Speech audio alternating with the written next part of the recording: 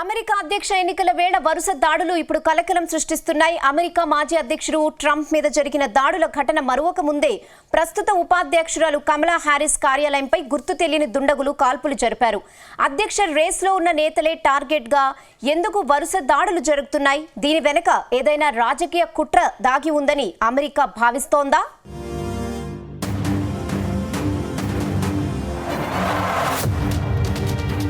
మరో 2 నెలల్లో అమెరికా అధ్యక్ష ఎన్నికలు జరగనున్నాయి.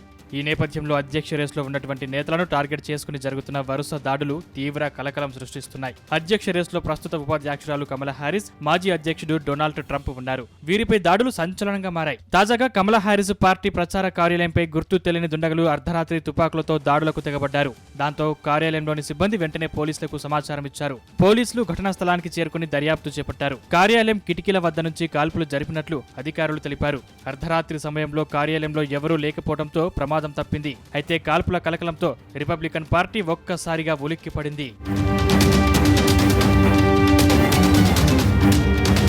గతంలో మాజీ అధ్యక్షుడు డొనాల్డ్ ట్రంప్ పై సైతం వరుస కాల్పులు చోటు చేసుకున్నాయి. ఫ్లోరిడాలోని వెస్ట్ పామ్ బీచ్ లో ట్రంప్ గోల్ఫ్ ఆడుతుండగా ఓ దుండగుడు హత్యాయత్నం చేశాడు. ఫెన్సింగ్ వద్ద నుంచి నిందితుడు తుపాకీతో రావడాన్ని గమనించి భద్రతా బలగాలు కాల్పులు జరిపిన నిందితుడిని అదుపులోకి తీసుకున్నారు. 2 నెలల క్రితం పెన్సిల్వేనియాలో ఎన్నికల సభలో ట్రంప్ ప్రసంగిస్తుండగా కాల్పులు జరిగాయి. ఈ కాల్పుల్లో ట్రంప్ కుడిచెవి పైభాగం నుంచి తూటా దూసుకెళ్లింది. కాల్పుల శబ్దం విని వెంటనే ట్రంప్ పోడియం కిందికి బెండవడంతో ప్రాణాపాయం తప్పింది. ట్రంప్ మీద జరిగిన కాల్పుల ఘటనను పలు దేశాల అధినేతలు ఖండించారు.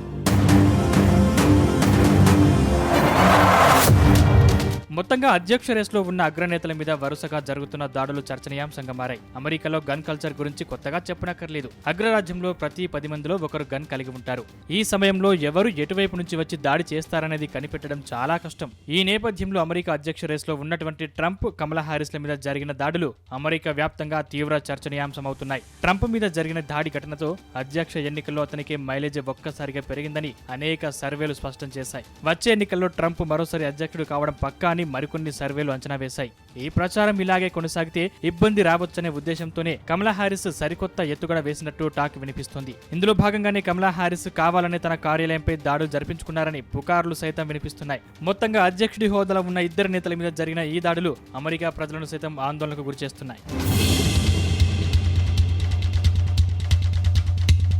మొత్తంగా కాబోయే అధ్యక్షులపై జరుగుతున్న దాడులపై FBI దర్యాప్తు ముమ్మరం చేసినట్టు తెలిసింది. ఈ దాడులకు తెగబడుతుంది ఎవరనే కోణంలో అధికారులు దర్యాప్తు జరిపిస్తున్నట్లు సమాచారం. మరికొద్ది రోజుల్లో ఎన్నికలు జరుగుతున్న సమయంలో కాల్పుల వ్యవహారం అటు కమలాను ఇటు ట్రంప్ను పరిశాన్ చేస్తున్నట్టు టాక్ వినిపిస్తోంది.